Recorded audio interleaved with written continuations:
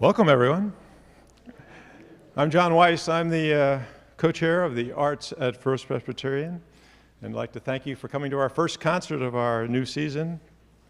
If you didn't get a brochure on the way in, we have some still brochures out in the lobby, and we also have cards that you can fill out if you'd like to be on our email list and get advised of all the information on the next performer.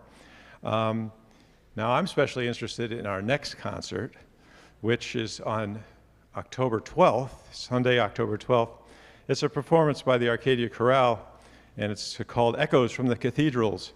Cathedrals, yes. And the chorale is a professional chamber choir of 24 singers, and I've sung with them for 42 years or something like that. So I have a special feeling for them. We're going to be joined by the organist Chris Johnson, who performs at Covenant Presbyterian Church. And he was on our art series last year, so you might have heard him last year. He's an excellent organist. It should be a great concert, and I hope you'll join us for that. And then a couple weeks after that, be sort of a contrast. We have Colebrook Road, which is a bluegrass group coming in. And they performed this summer at the Wildflower Music Festival. Maybe some of you heard them up there. And the people that I know who did said they put on a great show. So I hope you'll join us for that. That's on October 26th. Our concerts are sponsored in part by Lackawanna County Arts and Culture Grant and from personal contributors. And you could be one of those people. You just have to send a check to us and put in the memo line art series, and we would be happy to put you on the program next time. And I thank all of you that already have made contributions, and thank you for all your support. If you didn't get a chance on the way in, we do have a basket also for your free will offering. So if you'd like to drop something in the basket on the way out, if you didn't have a chance on the way in, we'd appreciate it. We invite you to meet our artists downstairs after the concert at our post-concert reception, where they'll have CDs for sale. There you go. Looks just like this. So I hope you'll stop down and meet them and speak to other people in the audience. We ask you to turn off your cell phones, and then please join me in welcoming today's artists, Peter Bloom and John Funkhouser, doing a salute to Duke Ellington.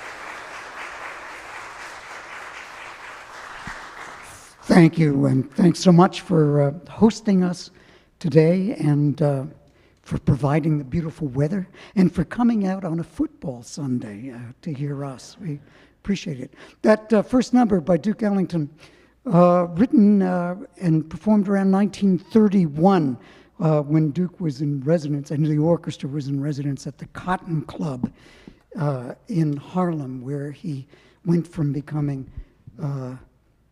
the Cotton Club Syncopators for a while, and also the Washingtonians.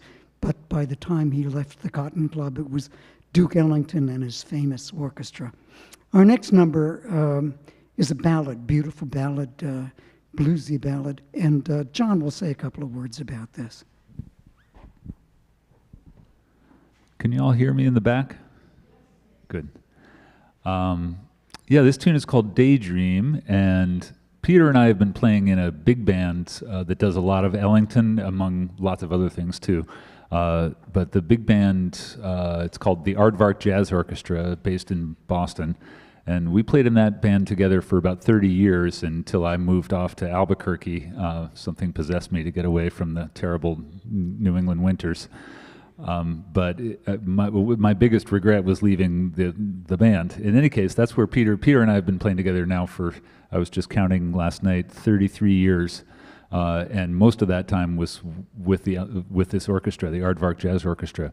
So one of our most beloved friends and featured soloist in that band was named Arnie Cheatham, and this was his kind of signature song, Daydream. And just, he played it so beautifully, and he was a dear, beloved friend. He passed away a couple of years ago now. But so we like to dedicate this to him every time we play it, and he's always very close to our hearts.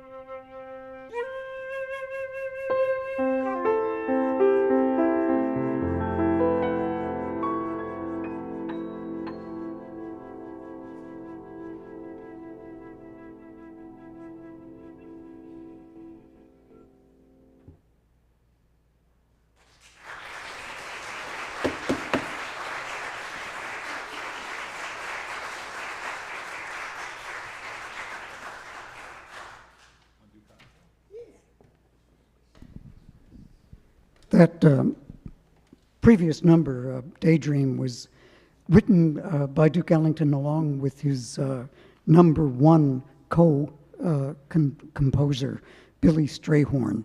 And we'll say a couple of words about Billy later on in the program.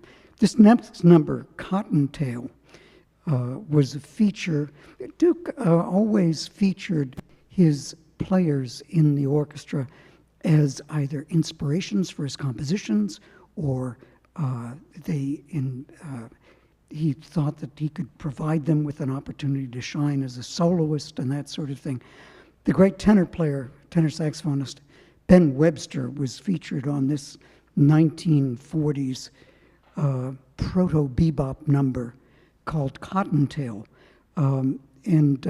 Cottontail was named after a rabbit, I think, as I recall, with a wonderful first name.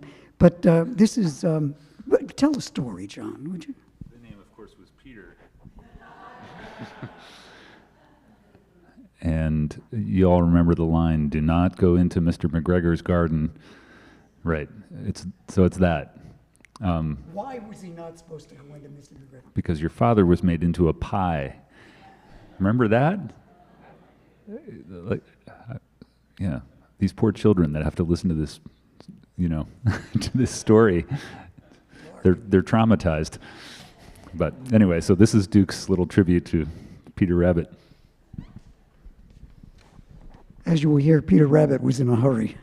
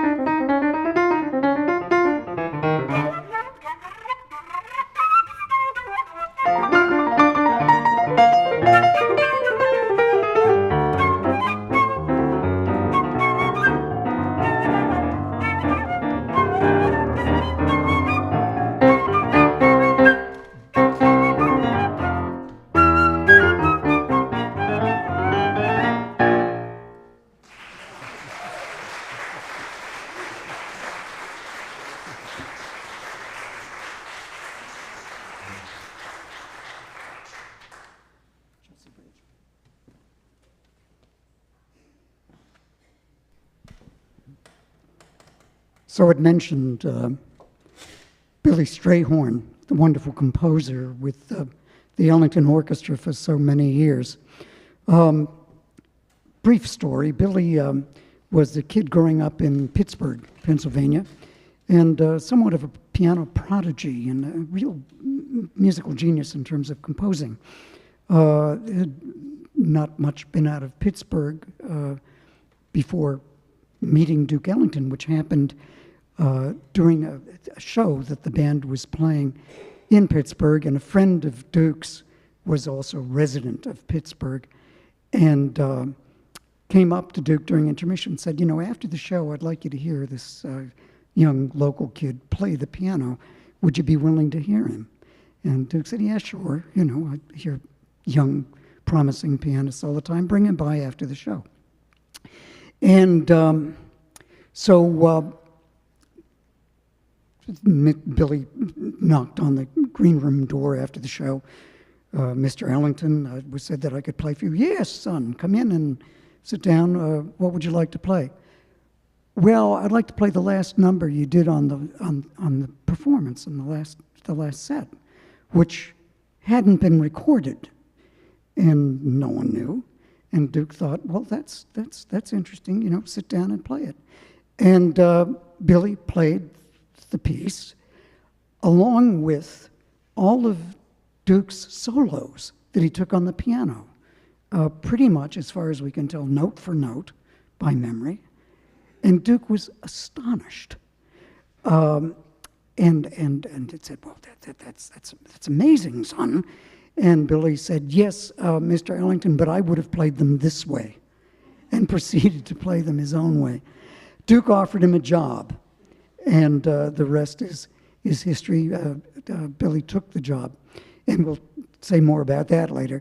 But here's a number by Billy Strayhorn called Chelsea Bridge. And would you say a word about what it's about?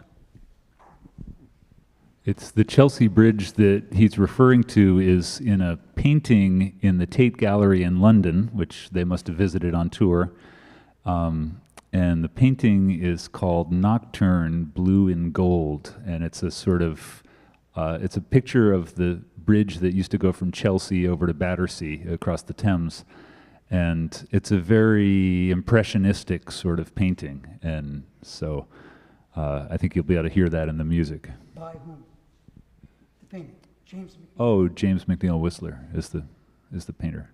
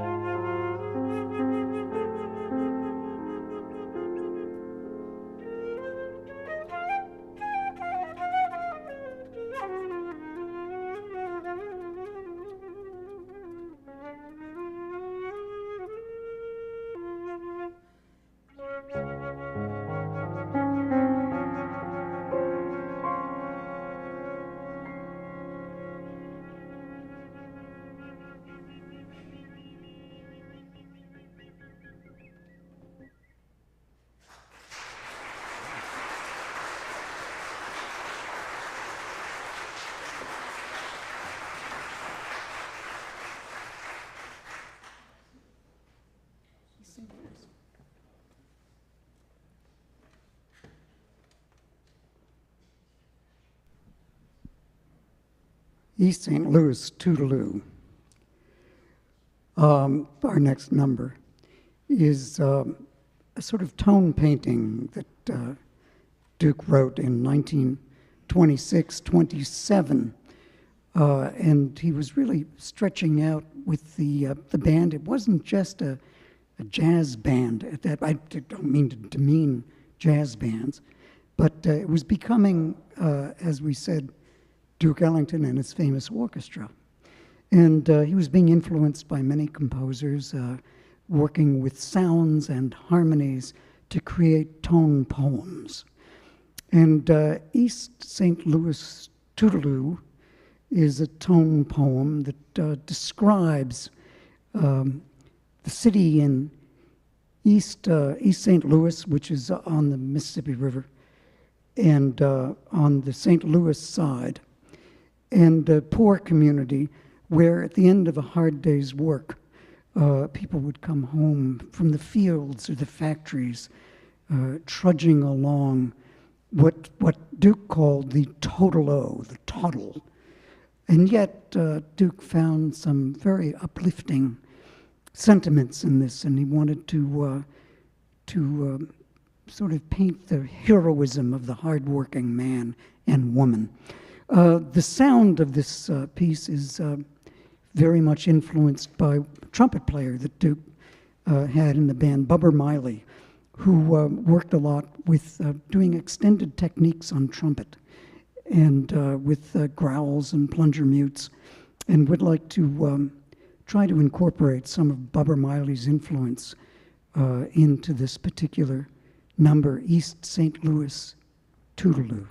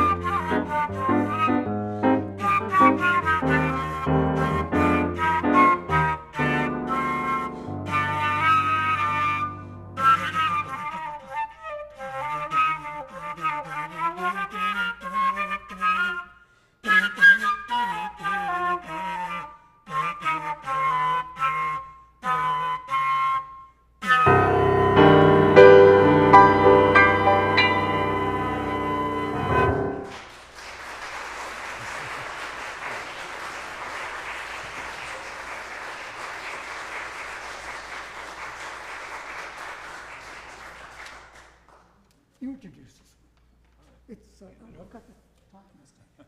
Why don't you just keep this? And I'll read the words. How about that Peter Bloom, huh?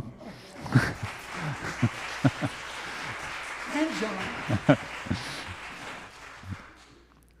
So the next tune you may already know, I'm Beginning to See the Light. It's one of the more famous Ellington tunes. And well, I don't know what more there is to say about this, really. I'd like to read the Okay. Yeah, Peter's going to read the lyrics. They're good. I'm not going to sing, and that's a blessing. But I thought I'd read the lyrics by Don George, I think they were by. So I'm beginning to see the light. It's very evocative. I never cared much for moonlit skies. I never winked back at fireflies. But now that the stars are in your eyes, I'm beginning to see the light. I never went in for afterglow or candlelight on mistletoe. But now, when you turn the lights down low, I'm beginning to see the light. Thank you. Used to ramble in the park, shadow boxing in the dark. Now you've come and you've caused a spark that's a 4-alarm fire now. I never made love by lantern shine or saw rainbows in my wine, but now that your lips are burning mine, I'm beginning to see. Thank you. Let's start this with a nice groove.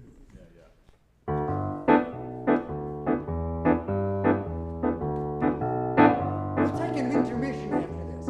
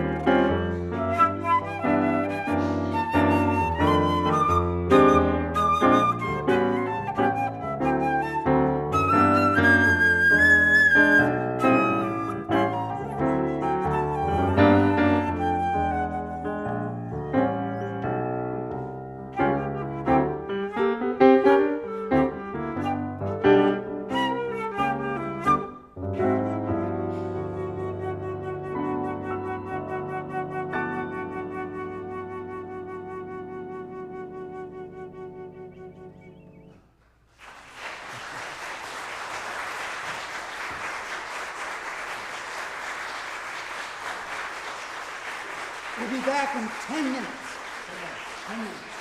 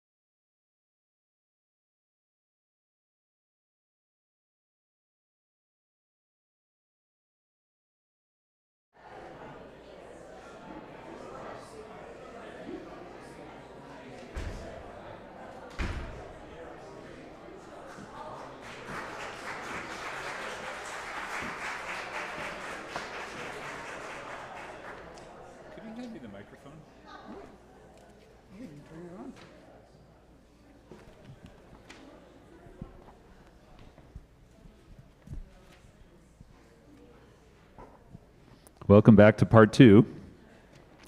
We're going to start with a tune called Caravan, which was co-written by Duke and Juan Tisol, who was a valve trombone player, which means it had, trombone is usually this, and valve trombone has, like a trumpet, has valves that you press. So it's sort of an unusual thing that you rarely see these days. But anyway, so he was from Puerto Rico and brought with him, Juan Tisol was, and brought with him, the cultural milieu that he grew up in, which is Afro-Caribbean rhythms and some jazz and some, we wouldn't call it salsa, but, son rhythms and, all that kind of thing. And also an interest in the Far East, or the Middle East. And so this caravan, I think he's referring to, an imaginary voyage across the desert with camels and the whole thing. And so one of the aspects of the tune is that it uses this kind of Middle Eastern sounding scale. Sounds very mysterious, right? Okay, so this is Caravan.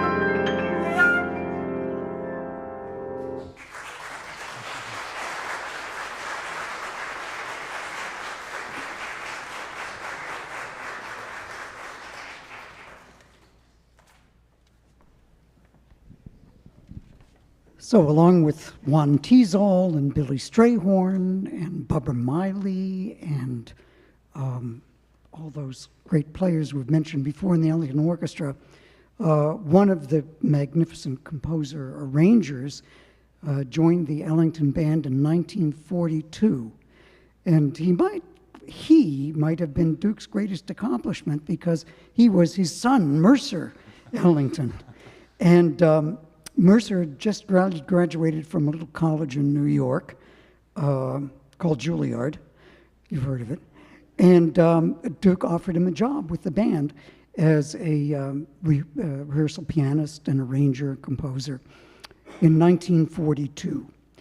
And when Mercer came onto the band, Duke and other composers and members of the American Society of Composers, Arrangers, and Publishers were out on strike because the distributors of sheet music and the record companies weren't paying their fair share of the royalties. So Duke was not writing any compositions in 1942, but he needed a tune. And he had this new composer on board who had not yet joined ASCAP, his son Mercer. So we imagine that the conversation was one way, and when something like, "Son," or Mercer, or whoever he called him, "please go to your room," it would have been a hotel room because they were on the road, "and come out when you've written a great hit for the band." And so he did, and he did. And that great hit was "Things Ain't What They Used to Be," a beautiful blues ballad. And the sentiment was true then, that things ain't what they used to be, and it's true today. Here's "Things Ain't What They Used to Be."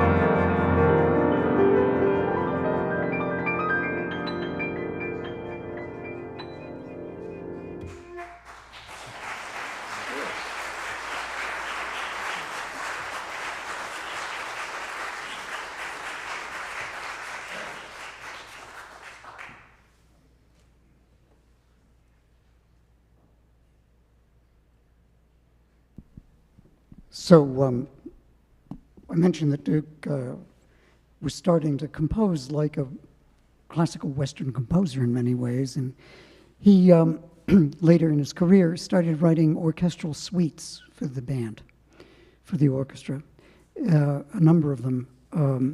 One was an arrangement of Tchaikovsky's Nutcracker Suite. One was a suite based on plays and scenes from Shakespeare called Such Sweet Thunder. He did a suite called the Perfume Suite about scents. He did travel suites, and he'd become an ambassador. The government was having him go around the world as an artistic ambassador, spreading the joys of American music and jazz throughout the world. And one of the suites he wrote was called the Far East Suite. And John, you can take over from here. So the Far East Suite, I think it's one of his best. It's an amazing piece of music, and I encourage you all to check it out when you get home. Go listen to the original version. But so we're going to do two pieces now from the Far East Suite, which came out in '63 or '64. The first one is called Isfahan, and based on sort of Billy Strayhorn's impressions of the city Isfahan in Iran. And we'll talk about the other piece in a second.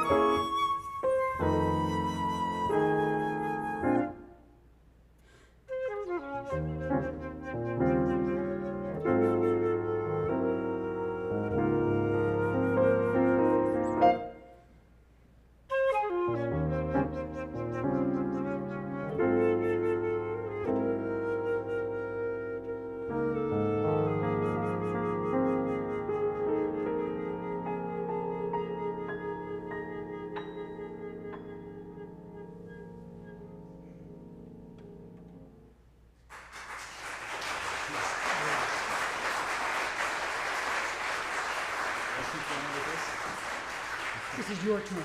Okay. This is your number. Okay, and the other piece from Far East Suite we're going to do is called Depke, which is spelled D-E-P-K. And what it is apparently on this tour, their first stop, the band's first stop was Amman, Jordan. And after the first concert, they were invited to see a traditional dance by 6 boys and 6 girls. This is the way Duke remembers it. And the dance had the dance was in 4/4 in 4 beats time, but the music was in 4/4 time, but the dance was in a cycle of 6 beats, and every 6th beat there would be a little kick. And you can hear that in the music if you're a music nut. You'll hear that little. There's a section where they do that, where the whole thing is in 6 beats, and you can hear the little kick. The other thing that was interesting, so I did this arrangement. This is a little bit more arranged and kind of worked out than a lot of what we're doing. And it's an interesting thing to try to arrange a big band for 2 people, for flute and piano, and to try to figure out sort of, what do you include and what do you leave out, because obviously you have to leave out most of it. Anyway, it was an enjoyable little project to sort of put this arrangement together and kind of figure out how we were going to do this piece. So anyway, so this is Depke, and enjoy.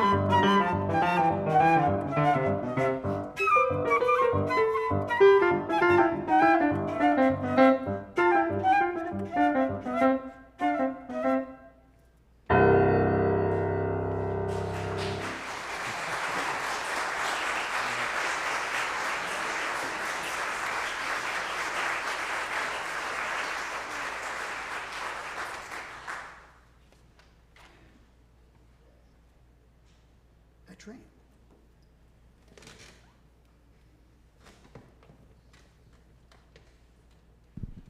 So we'll conclude this afternoon's entertainment.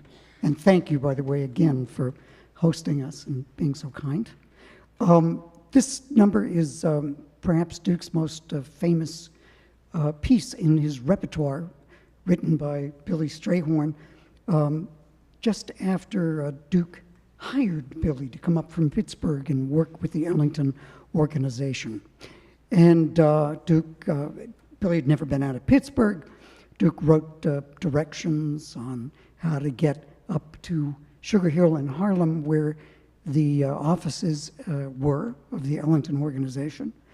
And while Billy was making his way up via the directions, he thought, these directions offer a wonderful title to a piece that I can write for my new employer as a gift. And so became the piece, Take the A Train. Here it is.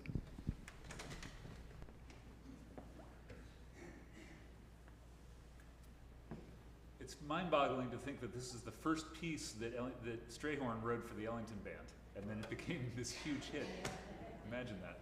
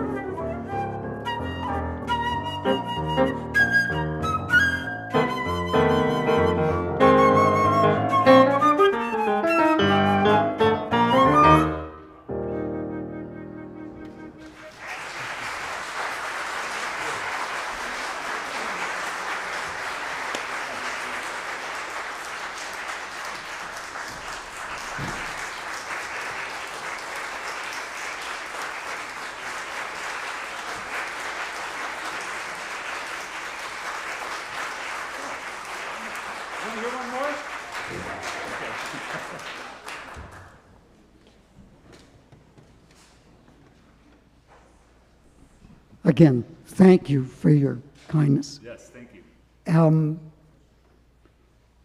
Introduce it. I don't think it needs much.